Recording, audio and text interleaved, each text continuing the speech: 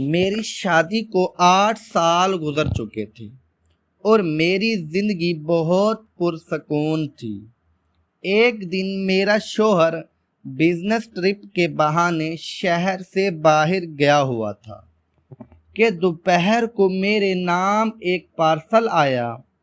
میں نے پارسل کھولا تو اس میں میرے شوہر کی گھڑی، اس کا بٹوا اور ایک پرانی ڈائری موجود تھی۔ ڈائری کے صفحات خون سے لت پت تھے۔ میں نے کانپتے ہاتھوں سے جب آخری صفحہ کھول کر اس پر لکھی تحریر پڑھی تو میرے پیروں تلے سے زمین نکل گئی، کیونکہ اس میں لکھا تھا کہ السلام علیکم ورحمۃ اللہ وبرکاتہ۔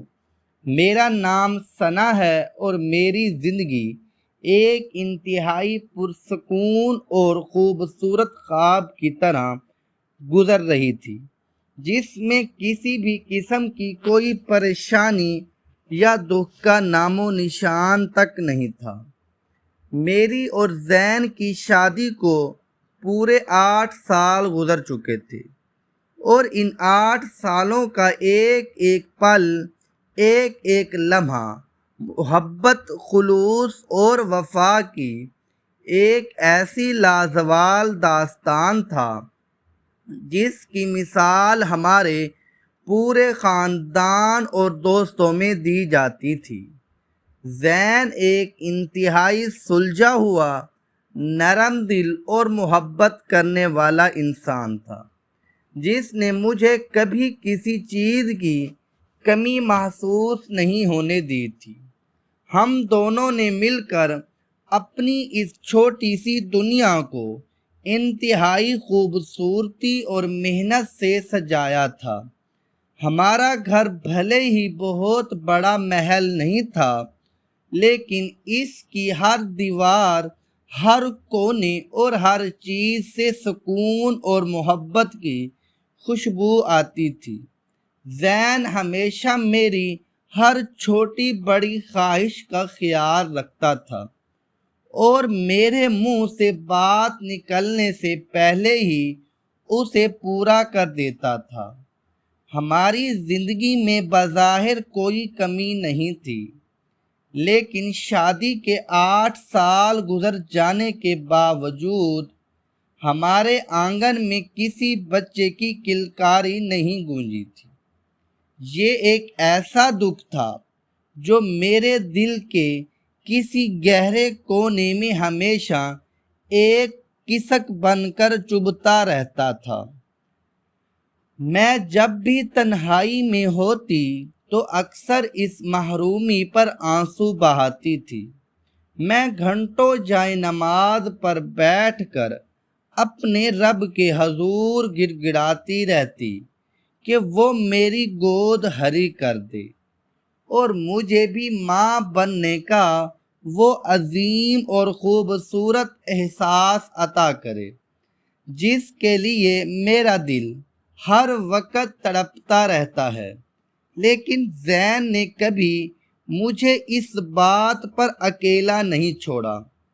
وہ ہمیشہ میرے آنسو صاف کرتا، مجھے اپنے سینے سے لگاتا اور کہتا کہ ثنا، تم میری زندگی کا سب سے قیمتی اثاثہ ہو اور مجھے تمہارے سوا اس دنیا کی کوئی اور خوشی نہیں چاہیے۔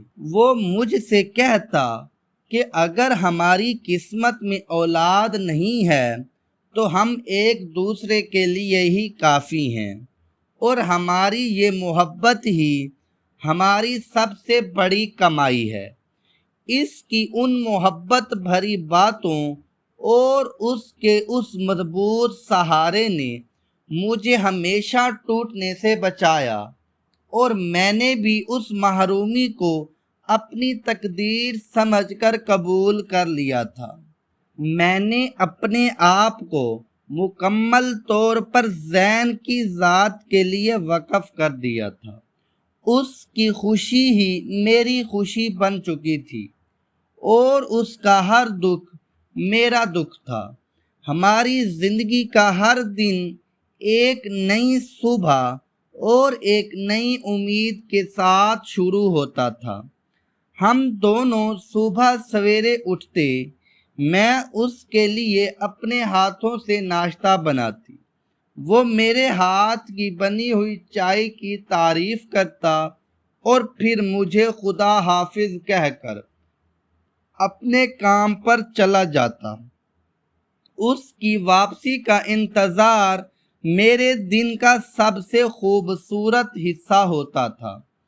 میں سارا دن گھر کے کاموں میں لگی رہتی، لیکن میری نظریں بار بار دیوار پر لگی گھڑی کی سوئیوں پر جا کر ٹک جاتی اور میں گنتی رہتی کہ کب شام ہوگی اور کب میرا زین گھر واپس آئے گا۔ جب وہ شام کو گھر لوٹتا تو ہم دونوں مل کر دن بھر کی باتیں کرتے، وہ مجھے اپنے دفتر کے قصے سناتا اور میں اسے گھر کی چھوٹی چھوٹی باتیں بتاتی۔ وقت گزرنے کے ساتھ ساتھ ہماری محبت میں کمی آنے کی بجائے مزید گہرائی اور پختگی آتی جا رہی تھی۔ مجھے ایسا لگتا تھا جیسے دنیا کی کوئی بھی طاقت، کوئی بھی طوفان اور کوئی بھی دکھ مجھے زین سے دور نہیں کر سکتا، اور ہماری یہ پرسکون زندگی ہمیشہ اسی طرح ہنستی کھیلتی گزرتی رہے گی۔ لیکن انسان کتنا بے بس اور انجان ہوتا ہے، وہ نہیں جانتا کہ آنے والا لمحہ اس کے لیے کون سی قیامت، کون سا صدمہ اور کون سا طوفان لے کر آنے والا ہے۔ میری اس ہنستی کھیلتی اور پرسکون دنیا کو بھی نہ جانے کس کی نظر لگ گئی، اور ایک ایسا منحوس دن میری زندگی میں آیا جس نے میرے ان تمام خوبصورت اور خوابوں کو ایک ہی جھٹکے میں ریزہ ریزہ کر دیا اور مجھے ایک ایسی تاریک اور خوفناک کھائی میں دھکیل دیا جہاں سے نکلنے کا کوئی راستہ نہیں تھا۔ اس دن کی صبح بھی بظاہر باقی تمام صبحوں کی طرح ہی تھی، لیکن اس کی ہوا میں ایک عجیب سی اداسی اور بوجھل پن تھا جو میں اس وقت محسوس نہیں کر سکی تھی۔ زین کو اپنے کام کے سلسلے میں ایک انتہائی اہم بزنس ٹرپ پر شہر سے باہر جانا تھا۔ وہ عام طور پر اس طرح کے سفر پر کم ہی جاتا تھا کیونکہ اسے مجھ سے دور رہنا بالکل بھی پسند نہیں تھا، لیکن اس بار اس کا جانا بہت ضروری تھا۔ اس نے مجھے پچھلی رات ہی بتا دیا تھا کہ اسے اس بزنس ٹرپ کے لیے چند دنوں کے لیے مجھ سے دور جانا پڑے گا۔ میں نے اس کی یہ بات سن کر تھوڑی سی اداسی محسوس کی، لیکن پھر میں نے خود کو سمجھایا کہ یہ اس کے کام کا حصہ ہے اور وہ جلد ہی واپس آ جائے گا۔ میں نے ہمیشہ کی طرح اس کا سامان تیار کیا، اس کے کپڑے استری کیے اور اس کی ضرورت کی ہر چیز نہایت سلیقے سے اس کے بیگ میں رکھ دی۔ میں نے اس کے بیگ میں اس کی پسندیدہ قمیض اور وہ خاص عطر بھی رکھا جو میں نے اسے پچھلی سالگرہ پر تحفے میں دیا تھا۔ صبح جب وہ تیار ہو کر ناشتے کی میز پر آیا تو میں نے محسوس کیا کہ وہ تھوڑا سا خاموش اور کسی گہری سوچ میں گم ہے۔ اس کی آنکھوں میں ایک عجیب سی ویرانی تھی جو میں نے اس سے پہلے کبھی نہیں دیکھی تھی۔ وہ بار بار اپنی نظریں مجھ سے چرا رہا تھا، جیسے وہ مجھ سے کچھ چھپانا چاہتا ہو، اس کے دل میں کوئی بہت بڑا بوجھ ہو۔ میں نے اس سے پوچھا، کہ وہ کس بات سے پریشان ہے، تو اس نے مسکرا کر کہا کہ نہیں ثنا، بس کام کی کچھ الجھنیں ہیں جو اس بزنس ٹرپ پر جا کر ہی سلجھیں گی۔ اس کی اس مسکراہٹ نے میری الجھن کو کچھ کم کر دیا، لیکن میرے دل کے کسی کونے میں ایک انجانا سا خوف ضرور پیدا ہوا تھا، جو مجھے بار بار یہ احساس دلا رہا تھا کہ کچھ ٹھیک نہیں ہے۔ ناشتے کے بعد جب وہ گھر سے نکلنے لگا تو میں نے اسے دروازے تک چھوڑا۔ اس نے مجھے معمول سے زیادہ دیر تک گلے لگایا اور کہا کہ اپنا خیال رکھنا، میں اپنا کام ختم کر کے جلد ہی واپس آ جاؤں گا۔ میں نے اسے خدا حافظ کہا اور اس کی گاڑی کو تب تک دیکھتی رہی جب تک وہ میری نظروں سے اوجھل نہیں ہو گئی۔ اس کے جانے کے بعد پورا گھر مجھے کاٹنے کو دوڑ رہا تھا۔ ایک عجیب سی ویرانی اور سناٹا تھا جس نے پورے گھر کو اپنی لپیٹ میں لے لیا تھا۔ میں نے خود کو گھر کے کاموں میں مصروف کرنے کی کوشش کی۔ میں نے پورے گھر کی صفائی کی، زین کے کپڑوں کی الماری کو ترتیب دیا، باورچی خانے کے برتن دھوئے اور گھر کی ہر چیز کو اس کی جگہ پر رکھا تاکہ میرا وقت گزر سکے اور مجھے اس کی یاد کم آئے۔ لیکن جیسے جیسے دن کا وقت گزر رہا تھا میری بے چینی میں اضافہ ہوتا جا رہا تھا۔ موسم بھی اچانک بدلنا شروع ہو گیا تھا۔ آسمان پر گہرے اور سیاہ بادل چھانے لگے تھے اور ایک عجیب سی ہبس اور گھٹن فضا میں پھیل گئی تھی۔ پرندے اپنے گھونسلوں کی طرف لوٹ رہے تھے اور ہوا میں ایک ایسی خاموشی تھی جو کسی بہت بڑے طوفان کے آنے سے پہلے ہوتی ہے۔ دوپہر کے وقت جب میں تمام کاموں سے فارغ ہو کر ڈرائنگ روم میں بیٹھی تھی اور باہر کی بدلتی ہوئی فضا کو دیکھ رہی تھی تو اچانک گھر کے دروازے کی گھنٹی بجی۔ گھنٹی کی وہ تیز آواز اس خاموش گھر میں اتنی زور سے گونجی کہ میں اپنی جگہ سے اچھل پڑی، اور اس وقت کسی کے آنے کی کوئی توقع نہیں تھی، کیونکہ میرے عزیز و اقارب بھی اس وقت نہیں آتے تھے اور محلے کے لوگ بھی دوپہر کے وقت اپنے گھروں میں آرام کرتے تھے۔ میں نے حیرت سے دروازے کی طرف دیکھا اور دل میں ایک عجیب سی دھڑکن محسوس کی۔ میں نے اپنا دوپٹہ ٹھیک کیا اور قدموں کو گھسیٹتے ہوئے دروازے کی طرف بڑھی۔ دروازہ کھولنے پر میں نے دیکھا کہ سامنے ایک نامعلوم شخص کھڑا تھا جس نے ایک مخصوص وردی پہن رکھی تھی اور اس کے ہاتھ میں ایک درمیانے سائز کا خاکی رنگ کا پارسل تھا۔ اس شخص نے مجھ سے پوچھا کہ کیا یہ زین صاحب کا گھر ہے؟ میں نے اثبات میں سر ہلایا تو اس نے وہ پارسل میری طرف بڑھا دیا اور ایک رسید پر میرے دستخط مانگے۔ میں نے کانپتے ہوئے ہاتھوں سے وہ پارسل پکڑا اور رسید پر دستخط کر کے دروازہ بند کر دیا۔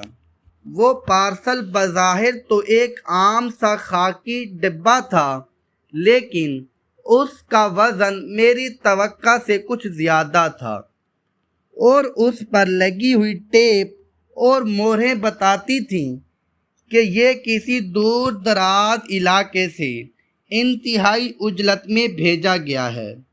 میرے دل کی بے چینی اب ایک شدید خوف میں بدل رہی تھی، کیونکہ زین کا اس طرح کوئی پارسل کبھی گھر نہیں آتا تھا، اور تو وہ خود آج صبح ہی اپنے بزنس ٹرپ پر گیا تھا، تو پھر یہ اچانک دوپہر کو پارسل کس نے اور کیوں بھیجا ہے؟ میں اس خاکی ڈبے کو دونوں ہاتھوں میں پکڑے ڈرائنگ روم کی طرف آئی اور اسے شیشے کی میز پر رکھ دیا۔ میں صوفے پر بیٹھ گئی اور کئی لمحوں تک بس اس ڈبے کو گھورتی رہی۔ میرے اندر ایک جنگ چل رہی تھی۔ میرا دل کہہ رہا تھا کہ اسے کھول کر دیکھوں کہ اس میں کیا ہے، لیکن میرا دماغ مجھے کسی بہت بڑے اور بھیانک سچ کا اشارہ دے کر ڈرا رہا تھا۔ میں نے ایک گہری سانس لی اور اپنے کانپتے ہوئے ہاتھوں سے میز کے دراز سے ایک کینچی نکالی اور اس خاکی پارسل پر لگی ہوئی مضبوط ٹیپ کو کاٹنا شروع کیا۔ ٹیپ کٹنے کی وہ معمولی سی آواز بھی اس خاموش کمرے میں مجھے کسی دھماکے کی طرح سنائی دے رہی تھی۔ جیسے ہی میں نے ٹیپ کاٹی اور اس خاکی ڈبے کے اوپری حصوں کو کھولا تو اندر کچھ پرانے اور گیلے اخبارات رکھے ہوئے تھے۔ میں نے ان اخبارات کو ہٹایا تو اس کے نیچے رکھی ہوئی چیزیں دیکھ کر میرے پیروں تلے سے زمین بے دردی سے کھسک گئی اور میرے حلق سے ایک انتہائی دبی ہوئی اور دردناک چیخ نکل گئی۔ میرے ہاتھ پیر برف کی طرح ٹھنڈے پڑ گئے اور میرا سارا جسم ایک سوکھے ہوئے پتے کی طرح بری طرح لرزنے لگا۔ اس ڈبے کے اندر کوئی عام سامان یا کوئی تحفہ نہیں تھا، بلکہ اس کے اندر زین کی وہ انتہائی ذاتی اور عزیز چیزیں بکھری پڑی تھیں جو وہ کبھی اپنے سے جدا نہیں کرتا تھا۔ ان چیزوں میں سب سے اوپر زین کی وہ قیمتی اور چمکدار گھڑی پڑی ہوئی تھی جو میں نے اسے ہماری شادی کی 5ویں سالگرہ پر تحفے میں دی تھی، لیکن آج وہ گھڑی اپنی اصلی حالت میں نہیں تھی۔ اس کا شیشہ بری طرح ٹوٹا ہوا تھا، اس کی سوئیاں ایک مخصوص وقت پر آ کر رک چکی تھیں اور اس کے دھاتی پٹے پر کچھ عجیب سے گہرے اور سیاہ دھبے لگے ہوئے تھے۔ گھڑی کے بالکل ساتھ ہی زین کا وہ پرانا اور مانوس چمڑے کا بٹوا پڑا ہوا تھا۔ یہ وہی بٹوا تھا جس میں وہ ہمیشہ میری تصویر اور اپنے ضروری کاغذات رکھتا تھا۔ میں نے ڈرتے ڈرتے اس بٹوے کو اپنے کانپتے ہاتھوں میں اٹھایا۔ وہ بٹوے کا چمڑا انتہائی بری طرح گیلا اور مٹی سے اٹا ہوا تھا، جیسے وہ کسی کیچڑ یا مٹی میں بہت دیر تک پڑا رہا ہو۔ بٹوے کے اندر سے زین کی شناختی کارڈ اور میری تصویر کے کنارے بھی خون اور مٹی سے لت پت ہو چکے تھے۔ ان چیزوں کو اس انتہائی خستہ اور بھیانک حالت میں دیکھ کر میرا دل سائیں سائیں کرنے لگا اور میری آنکھوں کے سامنے اندھیرا چھانے لگا۔ مجھے مکمل طور پر یہ یقین ہو گیا کہ زین کے ساتھ کوئی بہت ہی خوفناک اور جان لیوا واقعہ، یعنی کوئی بہت بڑا ایکسیڈنٹ پیش آ چکا ہے اور کسی نے اس کی یہ ذاتی اشیاء اس پارسل میں ڈال کر مجھے بھیجی ہیں۔ میرے آنسو میرے گالوں پر بہنے لگے اور میں نے دھاڑے مار مار کر رونا شروع کر دیا۔ میرا دل سینے کو پھاڑ کر باہر آنے کو بے تاب تھا۔ میں زین کا نام لے کر پکار رہی تھی اور اللہ سے اس کی سلامتی کی دعائیں مانگ رہی تھی۔ میں نے سوچا کہ میں فوراً کسی کو فون کروں تاکہ مجھے اس کی خیریت کا پتہ چل سکے، لیکن اس سے پہلے کہ میں فون اٹھاتی میری نظر اس پارسل کے بالکل نچلے حصے میں پڑی ہوئی ایک اور چیز پر پڑی، جسے دیکھ کر میری رگوں میں دوڑتا ہوا خون مکمل طور پر خشک ہو گیا۔ وہ ایک پرانی سیاہ رنگ کی چمڑے کی جلد والی ڈائری تھی۔ ڈائری کا وہ سیاہ رنگ اب سرخ اور سیاہ دھبوں سے مکمل طور پر لت پت ہو چکا تھا۔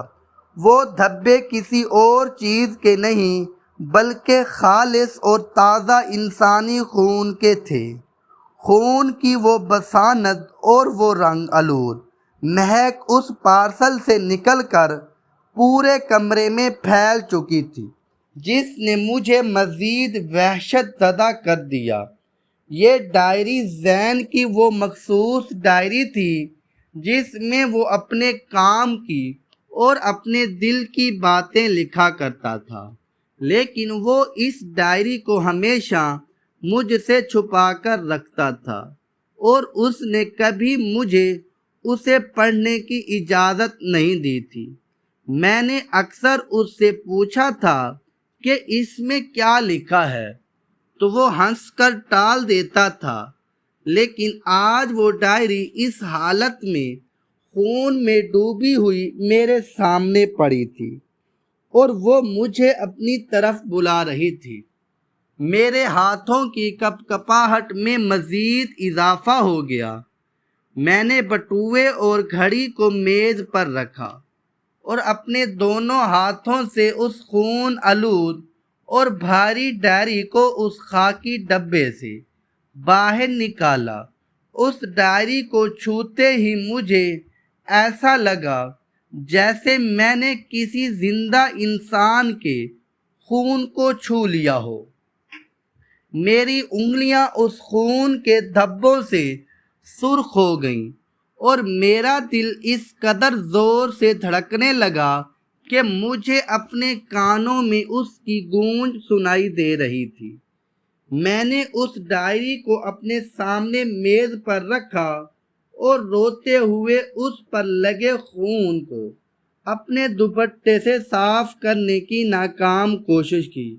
میں جانتی تھی کہ اس ڈائری کے اندر کوئی ایسا لرزہ خیز راز، کوئی ایسی تحریر چھپی ہے جو میری اس 8 سالہ پرسکون اور ہنستی کھیلتی زندگی کو ہمیشہ کے لیے تباہ کر دے گی۔ لیکن میرے اندر کے تجسس اور اس بھیانک سچائی کو جاننے کی تڑپ نے مجھے مجبور کیا کہ میں اسے کھولوں۔ میں نے اپنی آنکھیں آدھی بند کیں اور اللہ کا نام لے کر اپنے کانپتے اور لرزتے ہوئے ہاتھوں سے اس ڈائری کا پہلا صفحہ الٹا۔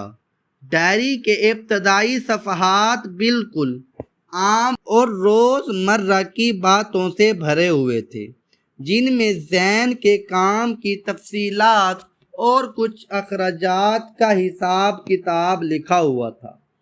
لیکن جیسے جیسے میں صفحات پلٹتی گئی، تحریر کا اندازہ اور اس کی نوعیت بدلتی گئی، اور پھر اچانک وہ صفحات شروع ہو گئے جن پر خون کے چھینٹے اس قدر زیادہ تھے کہ لفظوں کو پڑھنا مشکل ہو رہا تھا۔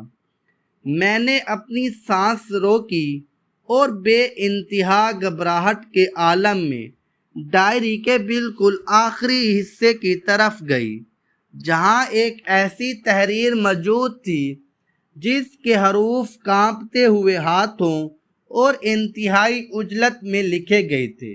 میں نے اس ڈائری کا وہ بالکل آخری اور خون سے لت پت صفحہ کھولا اور اس پر لکھی ہوئی اس تحریر کو پڑھنے کے لیے اپنی آنکھوں کو اس پر مرکوز کر دیا تاکہ میں وہ سچ جان سکوں جو اس ڈائری کے ان آخری صفحات میں چھپا ہوا تھا۔ میری آنکھوں سے گرنے والے گرم اور نمکین آنسو ان صفحات کی سرخی میں مل کر ایک عجیب سی وحشت پیدا کر رہے تھے اور لفظوں کو مزید دھندلا کر رہے تھے، لیکن تحریر اتنی گہری اور اتنی تکلیف دہ تھی کہ وہ میرے دل پر سیدھی نقش ہو رہی تھی۔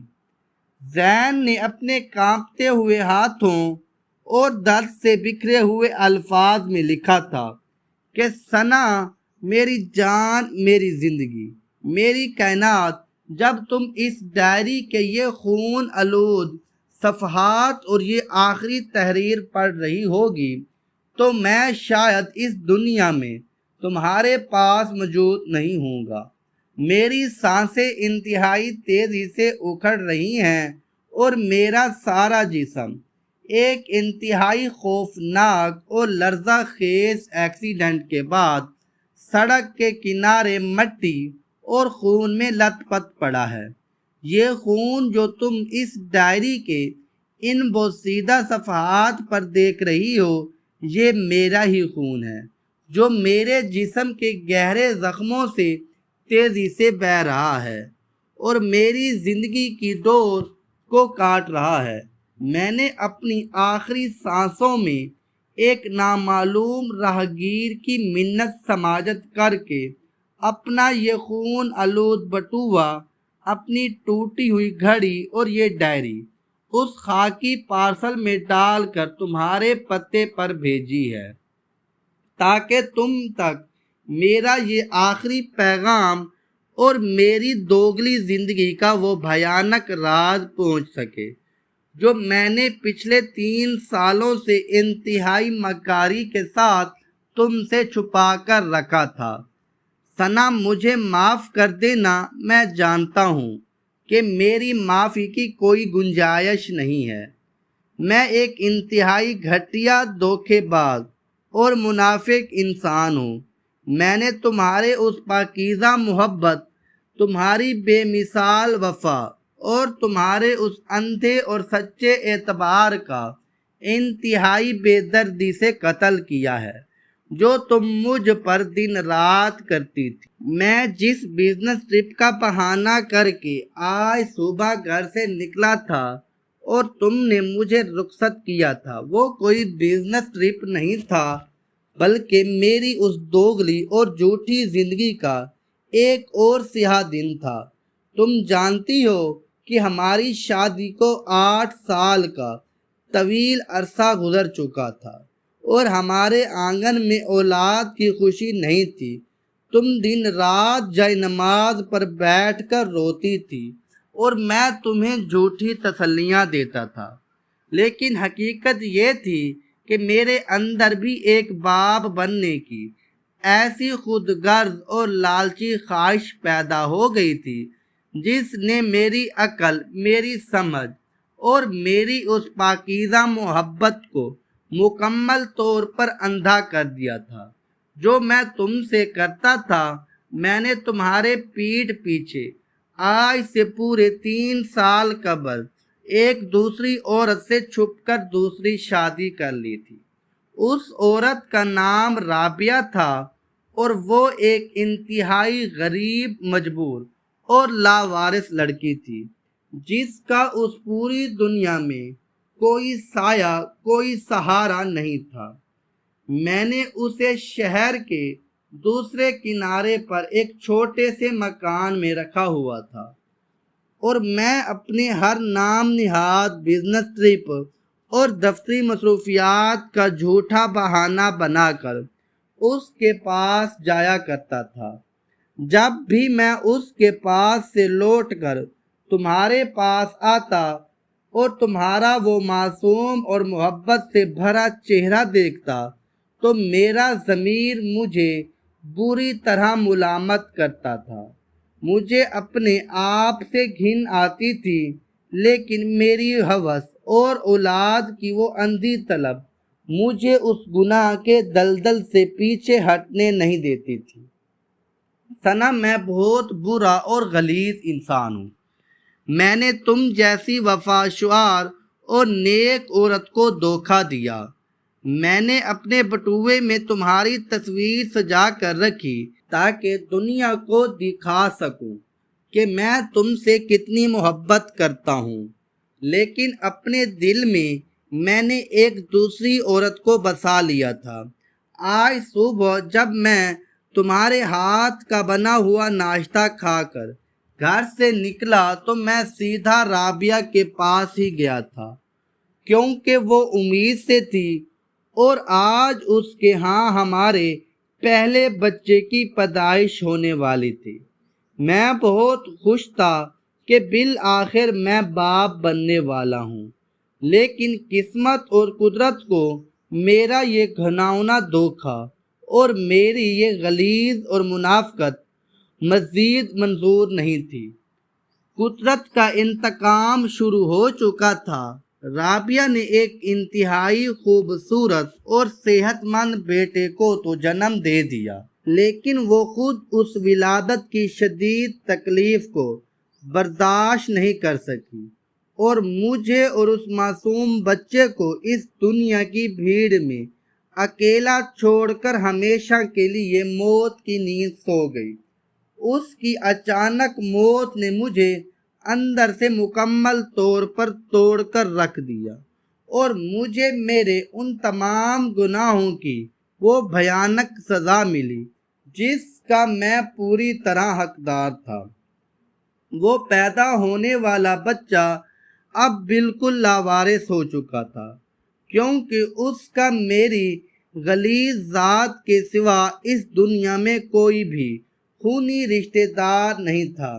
میں اس معصوم اور لاوارث بچے کو ایک گرم کمبل میں لپیٹ کر اپنی گاڑی میں بیٹھا اور روتا ہوا سیدھا تمہاری طرف آ رہا تھا۔ میں نے اپنے دل میں یہ حتمی فیصلہ کر لیا تھا کہ میں آج تمہارے قدموں میں گر کر اپنے اس بھیانک دھوکے اور اپنی اس چھپی ہوئی دوسری شادی کا مکمل اعتراف کر لوں گا اور تم سے گڑ گڑا کر رو رو کر معافی مانگوں گا کہ تم میرے اس لاوارث بچے کو اپنا لو اور اسے ایک سچی ماں کا پیار دے دو، کیونکہ تمہارے سوا اس کا کوئی ٹھکانہ نہیں ہے۔ لیکن قدرت کا وہ بھیانک انتقام ابھی باقی تھا۔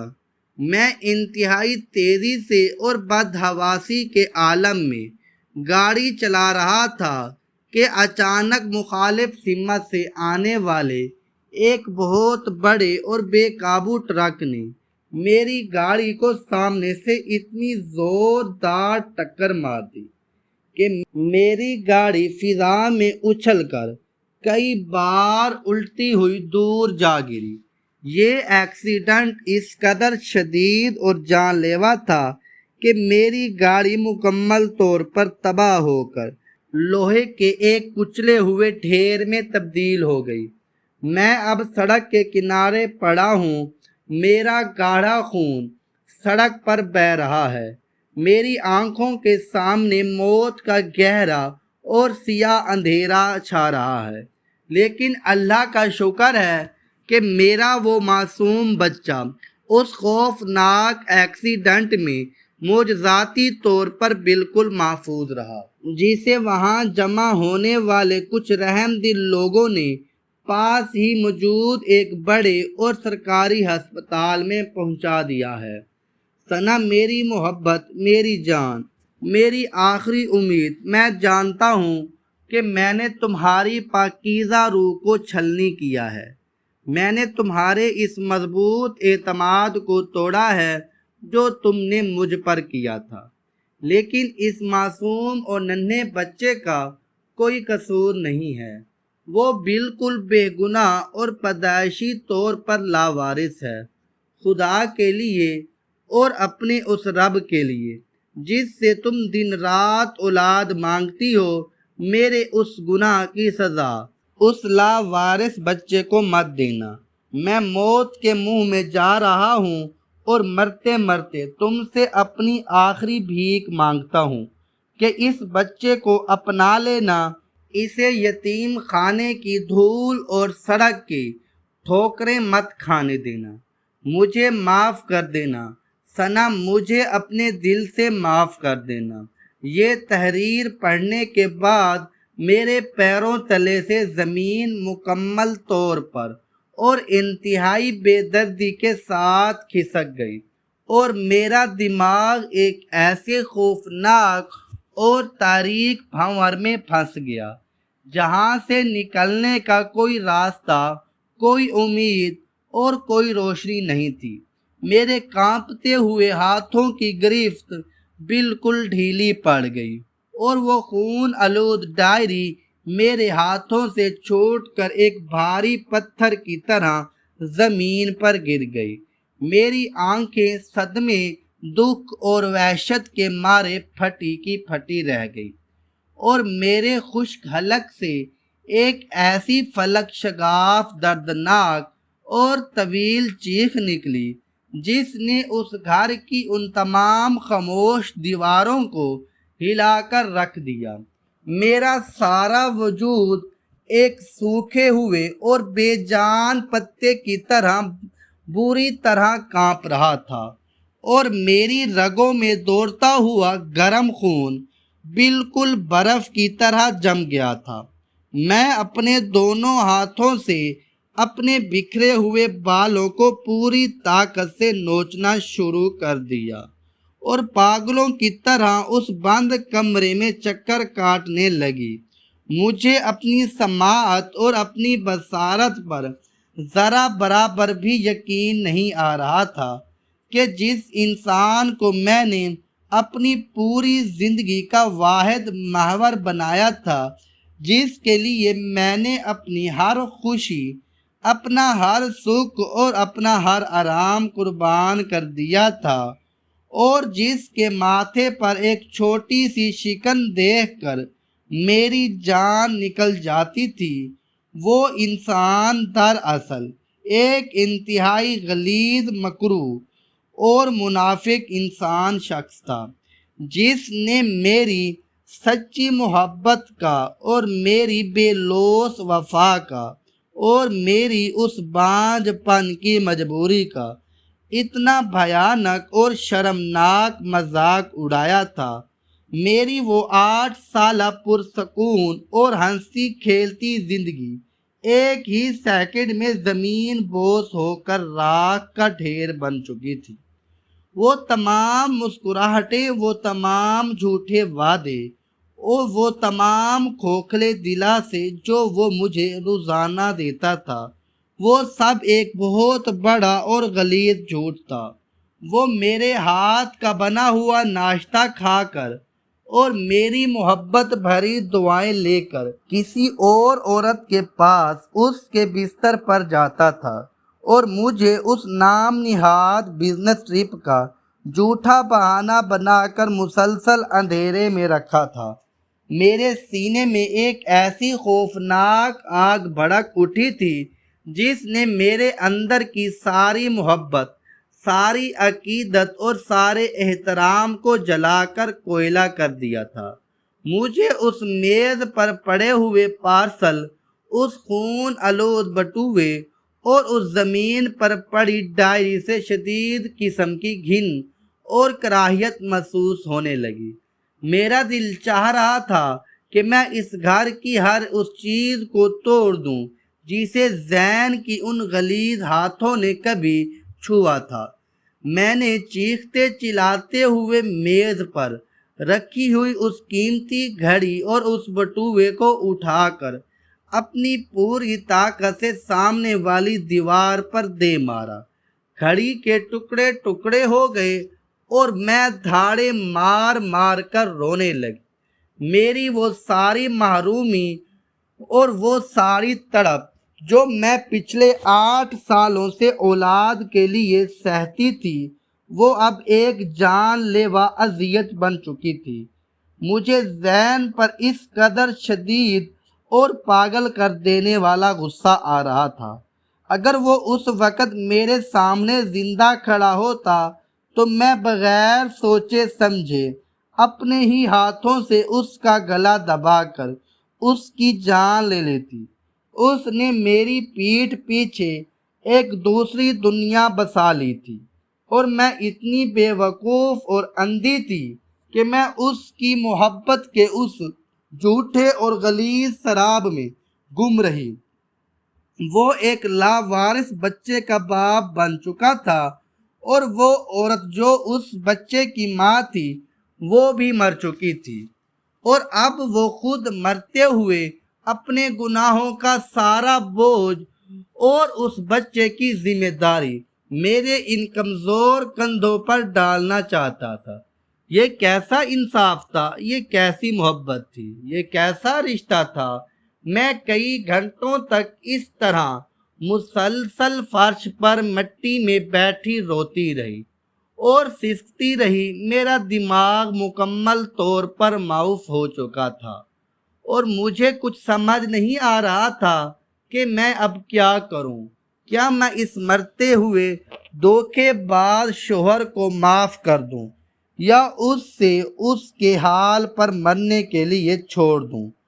لیکن پھر میرے اندر کی اس تنہا عورت نے، جو پچھلے 8 سالوں سے ایک ماں بننے کے لیے دن رات تڑپ رہی تھی، مجھ سے سوال کیا کہ اس سارے دھوکے اور اس گناہ میں اس معصوم اور لاوارث بچے کا کیا قصور ہے، جو ابھی آج ہی اس ظالم دنیا میں آیا ہے، اور جس کے سر سے پیدا ہوتے ہی ماں اور باپ دونوں کا سایہ ہمیشہ کے لیے چھن گیا ہے۔ اس تحریر میں زین نے اس سرکاری ہسپتال کا نام اور پتہ بھی انتہائی کانپتے ہوئے اور خون آلود حروف میں لکھا تھا، جہاں اس کے اس لرزہ خیز ایکسیڈنٹ کے بعد اس بچے کو لے جایا گیا تھا۔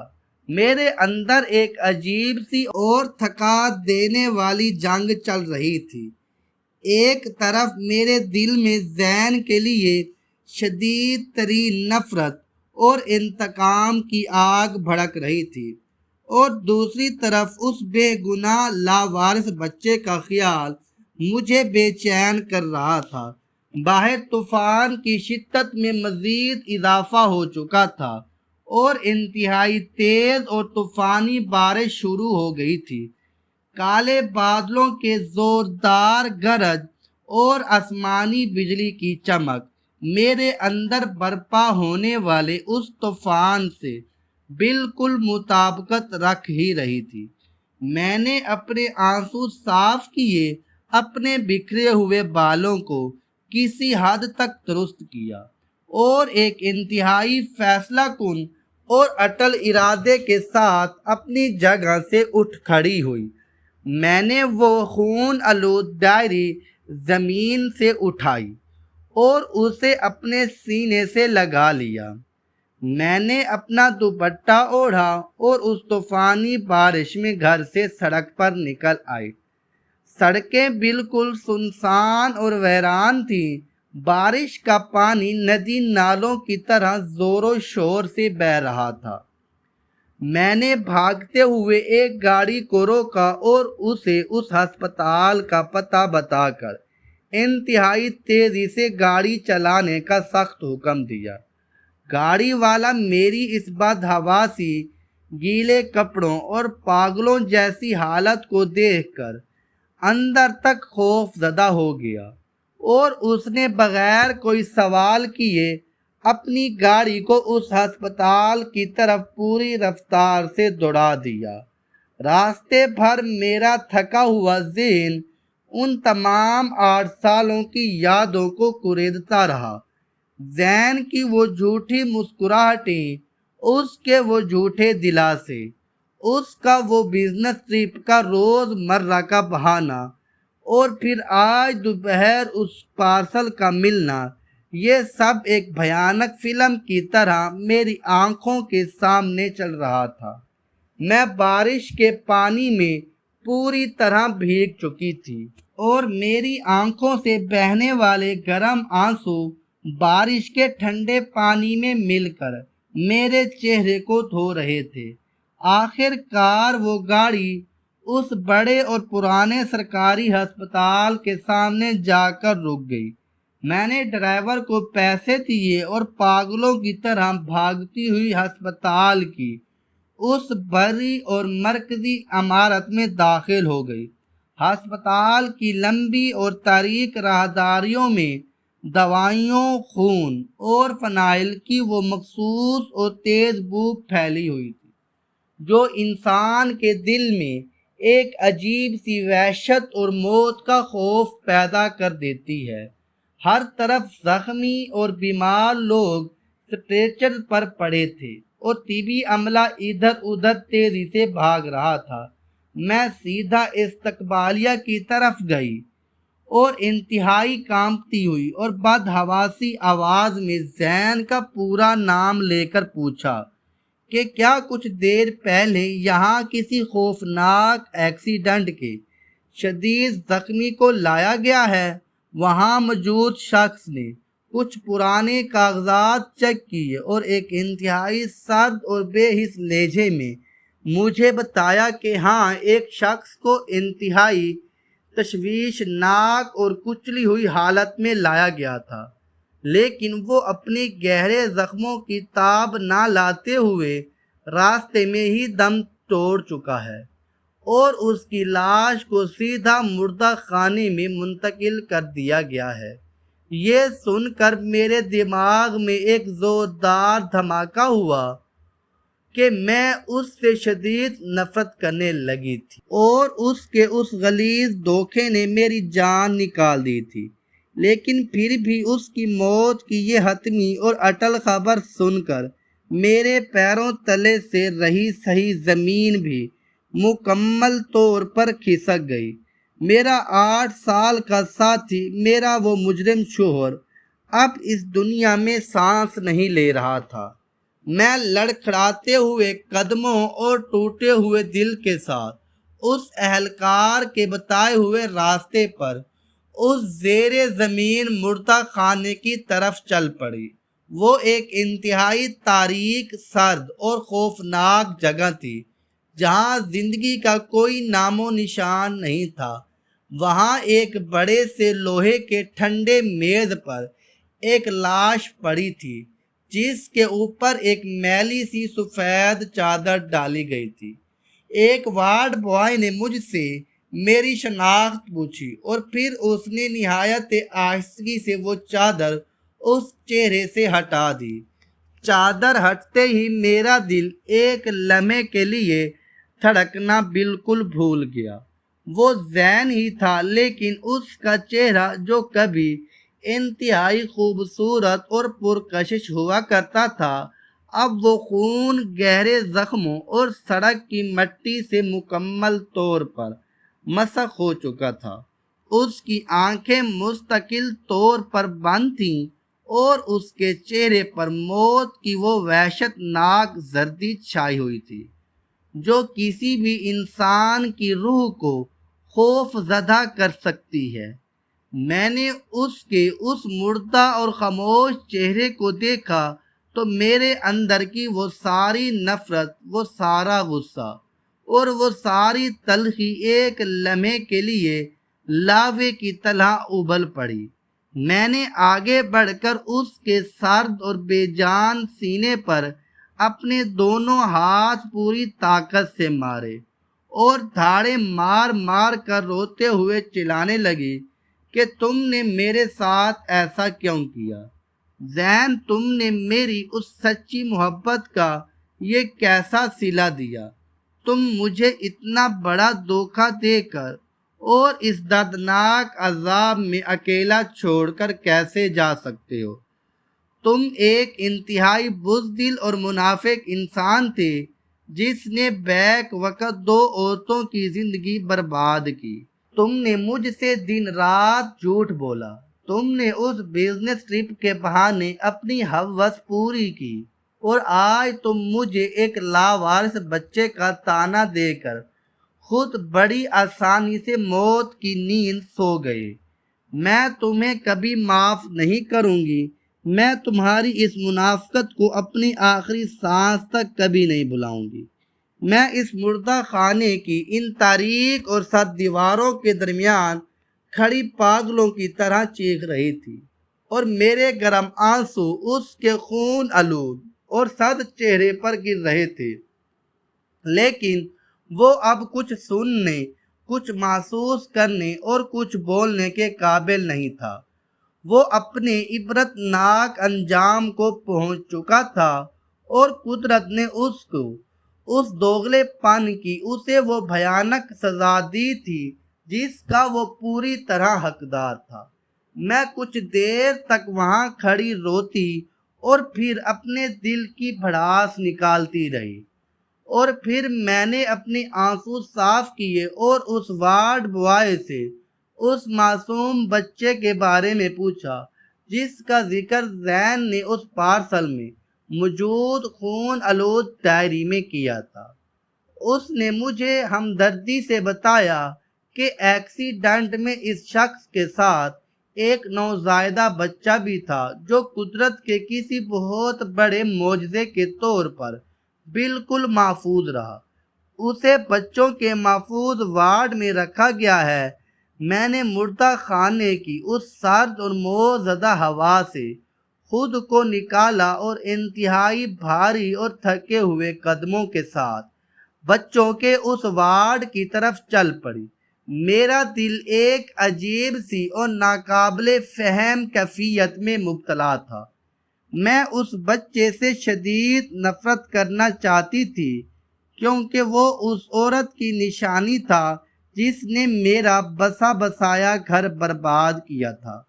وہ اس دھوکے باز شوہر کی ناجائز اولاد تھی جس نے میری پیٹھ میں انتہائی بے دردی سے خنجر گھونپا تھا، لیکن ساتھ ہی ساتھ میرے اندر کی وہ ممتا جو پچھلے 8 سالوں سے ایک بچے کی ایک چھوٹی سی کلکاری سننے کے لیے تڑپ رہی تھی، وہ بھی مجھے پوری طاقت سے اپنی طرف کھینچ رہی تھی۔ میں وارڈ کے اندر داخل ہوئی تو وہاں کئی معصوم بچے اپنے اپنے چھوٹے چھوٹے بستروں پر سو رہے تھے۔ ایک نرس مسکراتی ہوئی میرے پاس آئی اور اس نے مجھے اس مخصوص بستر کی طرف اشارہ کیا جہاں وہ لاوارث بچہ رکھا گیا تھا۔ میں آہستہ آہستہ چلتی ہوئی اس چھوٹے بستر کے قریب پہنچی، اور جب میری نظر اس معصوم جان پر پڑی تو میرے اندر کی وہ ساری نفرت، وہ سارا غصہ اور وہ ساری تلخی جیسے ایک ہی لمحے میں پگھل کر آنسوؤں کے راستے بہہ گئی۔ وہ ایک انتہائی خوبصورت اور معصوم سا بچہ تھا جس کی آنکھیں بند تھیں، اور وہ اپنے چھوٹے چھوٹے گلابی ہونٹوں کو ہلکے ہلکے ہلا رہا تھا۔ اس کا چہرہ بالکل زین جیسا تھا، اور اس کی وہ معصومیت ایسی تھی جو کسی بھی سخت سے سخت پتھر دل انسان کو موم کر سکتی تھی۔ میں نے کانپتے ہوئے ہاتھوں سے اپنا ہاتھ آگے بڑھایا اور اپنی انگلی اس بچے کے چھوٹے سے ہاتھ کے بالکل قریب کی۔ اس معصوم اور لاوارث بچے نے نیند کی حالت میں ہی میری اس انگلی کو اپنے چھوٹے اور نرم ہاتھوں میں انتہائی مضبوطی سے جکڑ لیا۔ اس کے اس پہلے اور پاکیزہ لمس نے میرے پورے وجود میں ایک ایسی بجلیاں سی دوڑا دیں جس کا میں نے آج تک پوری زندگی میں کبھی تصور بھی نہیں کیا تھا۔ میرا دل وہ تمام گہرے زخم جو زین کے اس بھیانک دھوکے، اس پارسل، اس خون آلود بٹوے اور اس ڈائری کی وہ تحریر نے لگائے تھے، وہ اس ایک جھوٹے سے لمس سے مکمل طور پر بھرنا شروع ہو گئے۔ مجھے اپنے دل کی گہرائیوں سے یہ محسوس ہوا کہ یہ بچہ میرا ہی حصہ ہے، یہ میری ہی وہ دعا ہے جو میں نے پچھلے 8 سالوں میں رو رو کر مانگی تھی، بھلے ہی اس نے کسی اور عورت کی کوکھ سے جنم لیا ہو، لیکن قدرت نے اسے میری ہی گود میں ڈالنے کا اور مجھے ہی اس کی ماں بننے کا فیصلہ کیا تھا۔ وہ عورت جو اس کی سگی ماں تھی وہ بھی مر چکی تھی، اور وہ باپ جس نے مجھے دھوکہ دیا تھا وہ بھی اپنے گناہوں کی عبرتناک سزا پا کر اس ایکسیڈنٹ میں اس دنیا سے رخصت ہو چکا تھا۔ اب یہ بچہ اس پوری دنیا میں بالکل اکیلا اور لاوارث تھا۔ اسے ایک سچی ماں کی ضرورت تھی۔ میں نے اس معصوم بچے کو اس چھوٹے سے بستر سے اٹھایا اور اسے اپنے سینے سے لگا لیا۔ اس کے نرم اور گرم وجود نے میری زخمی روح کو ایک عجیب سا اور ابدی سکون بخشا۔ میں نے روتے ہوئے اس کے ماتھے کو چوما اور اپنے دل میں یہ انتہائی مضبوط اور اٹل فیصلہ کیا کہ میں اس بچے کو کبھی یتیم خانے کی دھول نہیں بننے دوں گی۔ میں اسے اپنا خاندانی نام دوں گی، اسے اپنی بے پناہ محبت دوں گی اور اسے دنیا کا ایک عظیم انسان بناؤں گی۔ میں نے اپنے ذہن سے زین کی وہ ساری منافقت اور اس کا وہ غلیظ دھوکہ ہمیشہ کے لیے نکال دیا اور اس کی موت پر اسے سچے دل سے معاف کر دیا، کیونکہ اس نے مرتے مرتے مجھے میری زندگی کا سب سے بڑا، سب سے انمول اور سب سے قیمتی تحفہ دے دیا تھا۔ میں نے ہسپتال کی وہ تمام ضروری کاغذی کارروائی مکمل کی، زین کی تدفین کا خاموشی سے انتظام کیا اور اس بچے کو اپنے گلے سے لگا کر لے کر اپنے اس گھر میں واپس آ گئی جو صبح کے وقت ایک پرسکون لیکن سونا گھر تھا، اور اب وہ میرے اس لاوارث لیکن انتہائی پیارے بچے کی کلکاریوں سے گونجنے والا تھا۔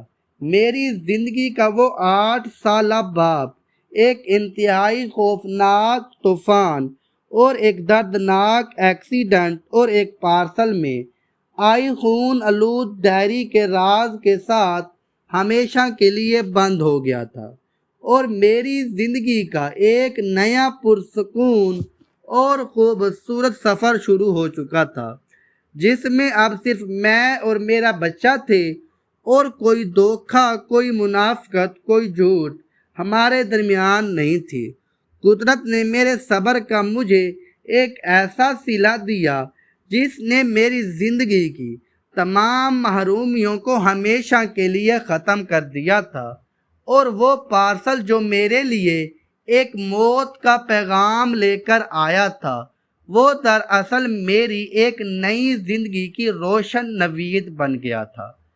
میں نے اس ڈائری کو، اس بٹوے کو اور اس گھڑی کو ہمیشہ کے لیے ایک پرانے صندوق میں بند کر کے دفن کر دیا، تاکہ اس بھیانک سچ کی کوئی پرچھائی میرے اور میرے بچے کے اس نئے اور پاکیزہ رشتے پر نہ پڑ سکے، اور میں اپنی ساری زندگی اس معصوم جان کی پرورش اور اس کی خوشیوں کے لیے وقف کر دی، جس نے مجھے ایک مکمل عورت اور ایک مکمل ماں بننے کا وہ عظیم الشرف بخشا تھا جس کی میں پچھلے کئی سالوں سے طلبگار تھی۔ اس کہانی سے ہمیں یہ اہم سبق ملتا ہے کہ انسان کو اپنی زندگی میں کبھی بھی دھوکہ دہی، منافقت اور جھوٹ کا سہارا نہیں لینا چاہیے، کیونکہ جھوٹی بنیادوں پر کھڑی کی گئی عمارت ایک نہ ایک دن ضرور تباہ ہو جاتی ہے۔ جو شخص اپنی ہوس اور لالچ کی خاطر اپنوں کو دھوکہ دیتا ہے وہ بظاہر وقتی طور پر کامیاب نظر آ سکتا ہے، لیکن اس کا انجام ہمیشہ ذلت اور رسوائی کی صورت میں ہی نکلتا ہے۔ اس کے برعکس صبر، برداشت اور سچی نیت کا پھل ہمیشہ میٹھا ہوتا ہے۔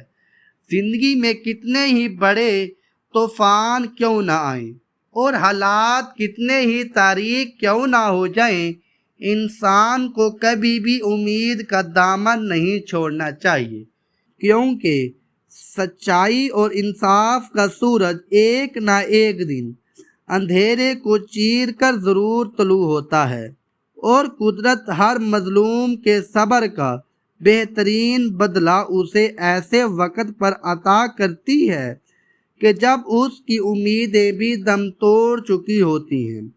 لہذا ہمیں ہمیشہ شکر گزار رہنا چاہیے اور اپنی زندگی کے ہر فیصلے میں اخلاقیات اور سچائی کو مقدم رکھنا چاہیے، کیونکہ خلوص اور وفا ہی وہ واحد راستے ہیں جو انسان کو حقیقی سکون اور کامیابی کی منزل تک پہنچاتے ہیں۔